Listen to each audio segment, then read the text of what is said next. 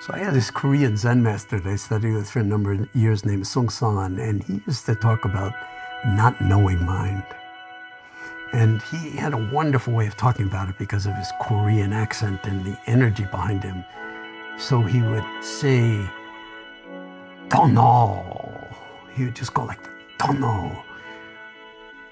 Where is your mind? Don't know. And then he'd say, keep this don't know mind. Keep this don't know mind.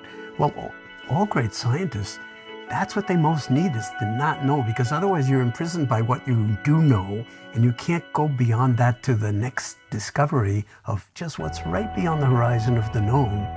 Krishnamurti wrote a wonderful book called Freedom from the Known, because it can be so imprisoning. And so keeping don't know mind, that's what mindfulness is about, is not falling into the cognitive stream or waterfall, or however you want to frame it. It doesn't mean that you're not thinking or that you're going to get stupid. It means that you're recruiting other dimensions of intelligence, and I like to speak about them as superpowers. So thinking is fantastic. I mean, we wouldn't have it without thinking. Our condition would be unthinkable. But there's another power that we have that never gets any airtime, or until recently, and that is awareness. So were you ever taught anything about awareness, embodied awareness in school? You were taught a lot about thinking and structure of sentences and how to, sort of talk and read and stuff like that. But so that's all great, and that's all about thinking. But then there's this other superpower that we're born with. It's not like we have to get it. We have it, called awareness. And we don't even know the territory. We're just lost in it. And then so we don't want to go there. We just want to stay in our thoughts and emotions. A lot of it's reactive.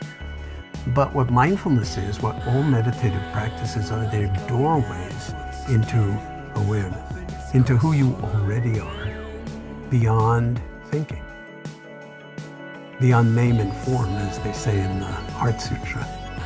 And when you enter one of those doors, and there are an infinite number of doors into awareness, so it's not like parochial or one size fits all or anything like that, then there's the potential for us to each live our moments as if they really, really, really, really mattered. Really mattered. That's why wherever you go, there you are, okay? Because it's like you only get this moment. Yes. If you're not paying attention, it's gone. Well, here's another one, so you got another chance. But if you're zoning along on autopilot, not liking the way things are now, but desperately grasping at something in the future that's going to make it all come together for you, that's a kind of signature of a certain kind of delusion. I'm not saying one shouldn't have ambition and creative drive and faith and confidence in one's own powers, but it's very, very easy to miss one's moments all the way into the grave.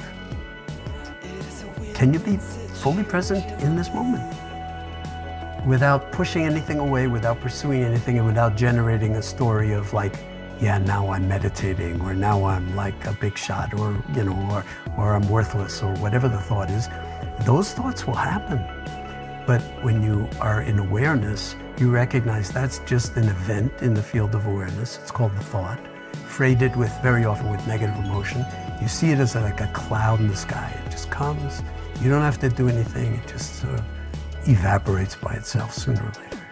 Comes, goes. You don't take it personally, then you're fully alive in this moment, fully embodied. And that's a radical act. In this day and age, it's a radical act of sanity to engage your moments in that way. And then what I'm saying is, I've discovered for myself that it's a radical act of love. So when I sit in the morning, which I do on an absolutely regular basis, I see it as a radical act of love.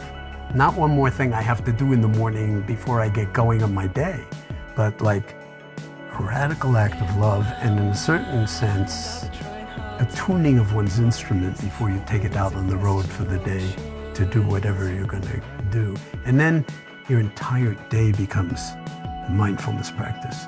And that's what wherever you go, there you are is about. It's like life is the meditation practice, not sitting meditation or yoga or standing on your head. Life is the meditation practice.